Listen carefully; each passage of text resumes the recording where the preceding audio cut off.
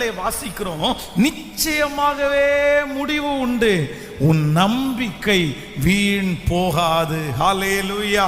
நம்ம நிறைய பேர் நம்புகிறோம். நிறைய காரியத்தை நீங்கள் நம்பி இருப்பீர்கள்.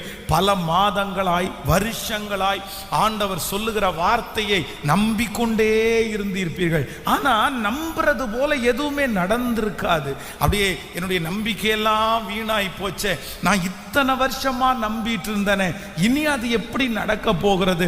ஆனால் கர்த்தர் இன்றைக்கு தெளிவா வாக்கு கொடுக்கிறாரு.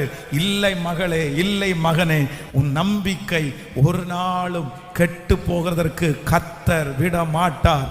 உங்களை குறித்து கர்த்தர் நம்ப பண்ணினதை கர்த்தர் நிறைவேற்றுவார். உங்கள் பிள்ளைகளை குறித்து கர்த்தர் நம்ப பண்ணினதை கர்த்தர் நிறைவேற்றுவார்.